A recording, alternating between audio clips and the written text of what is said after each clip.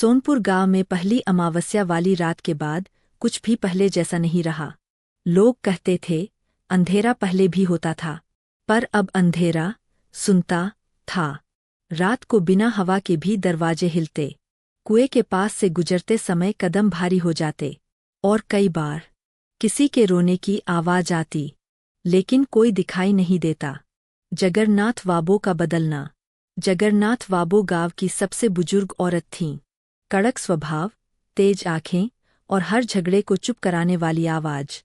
लेकिन पहली अमावस्या के बाद उनकी आवाज बदल गई। वो देर रात तक जागती रहतीं, दरवाजे के पास बैठकर जैसे किसी से धीरे धीरे बातें करतीं।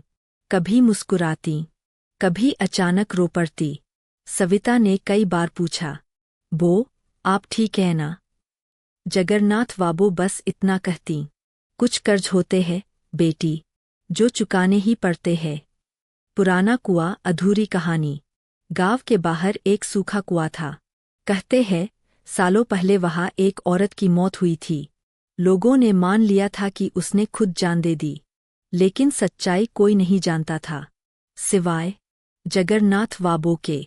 पहली अमावस्या की रात सविता ने उन्हें उसी कुएं के पास देखा था, अंधेरे में किसी से फुसफुसाते हुए। दूसरी अमावस्या रात का इंतजार। पूरा दिन अजीब बेचैनी रही। पक्षी जल्दी घोंसलों में लौट गए, जानवर बिना वजह इधर-उधर भाग रहे थे। रात 11:55। आसमान बिल्कुल काला था। घर के अंदर दिया टिमटिमा रहा था। 11:58। सविता को लगा जैसे कोई आंगन में चल रहा हो। धीरे धीरे पायल की आवाज। 11:59। जगरनाथ वाबो उठीं। उनकी आंखों में डर नहीं था, इंतजार था। 12 o'clock। दरवाजा खुद ब खुद खुल गया। आंगन में एक औरत खड़ी थी, सफेद साड़ी, भीगे बाल, चेहरा अंधेरे में डूबा हुआ।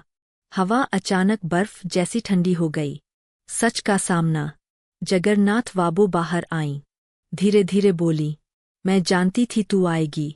आकृति की आवाज गूंजी, वादा अधूरा है। सविता के हाथ कांप रहे थे। कौन हो तुम? अचानक वो आकृति घर के अंदर आ गई, और उसके चेहरे से अंधेरा हटने लगा। वो वही औरत थी जिसकी मौत कुएं में हुई थी, लेकिन उसकी आंखों में दर्द और धोखा था। भयानक खुलासा, तूने मुझे धक्का दिया था। उसने जगरनाथ वाबो की ओर देखा। सविता के पैरों तले जमीन खिसक गई। सालों पहले जमीन के झगड़े में जगरनाथ वाबो ने गुस्से में उसे कुएं के पास धक्का दिया था। वो गिर गई, और किसी ने सच नहीं जाना। गांव ने मान लिया हादसा था, लेकिन वो हादसा नहीं था, सौदा। पहली अमावस्या की रात वो आत्मा वापस आई थी, और जगरनाथ वाबो ने अपनी मौत टालने के लिए सौदा किया था। 1 साल और दे दे, उन्होंने कहा था। आत्मा ने कहा, ठीक है, लेकिन अगली अमावस्या को जो तेरे सबसे करीब होगा वो मेरा होगा। डर का चरम। अब दूसरी अमावस्या थी। आत्मा सविता की ओर बढ़ी। जगरनाथ वाबो घुटनों पर गिर गईं। नहीं, उसे नहीं।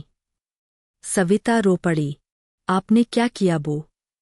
अचानक घर की दीवारों पर दरारें पड़ने लगीं। कुएं से काली धुंध उठने लगी। पूरे गांव में कुत्ते एक साथ रोने लगे। आत्मा ने हाथ उठाया।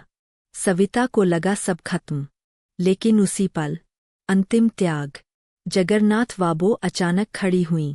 उन्होंने सविता को पीछे धकेला। पाप मेरा था, सजा भी मेरी होगी। उन्होंने आत्मा की ओर कदम बढ़ाए। मैंने तुझे धक्का दिया था, मैंने तेरा सच छुपाया था, अब मुझे ले जा। एक पल को हवा रुक गई। आत्मा की आंखों में अजीब शांति आई। अचानक तेज हवा चली, दिया बुझ गया, और एक चमकदार रोशनी फैली। सुबह का सन्नाटा। सुबह गांव वाले दौड़े आए। घर के अंदर सविता अकेली थी। जगरनाथ वाबो नहीं थीं। दरवाजा खुला था, और आंगन से कुएं तक गीले पैरों के निशान थे। कुएं के अंदर से सिर्फ एक आवाज आई, अमावस्या खत्म नहीं हुई। सविता ने कुएं में झांका। अंदर अंधेरा था, लेकिन एक पल के लिए उसे लगा जैसे नीचे दो परछाइयाँ खड़ी है, एक शांत, दूसरी मुस्कुराती हुई। Cliff hanger. उस दिन के बाद हर अमावस्या को कुएं के पास एक दिया खुद ब खुद जल उठता है। गांव वाले कहते हैं जगन्नाथ बाबू ने अपने पाप का प्रायश्चित कर लिया। लेकिन सविता जानती है कहानी अभी खत्म नहीं हुई, क्योंकि कभी कभी रात के सन्नाटे में उसे वही आवाज सुनाई देती है, खेल अभी बाकी है।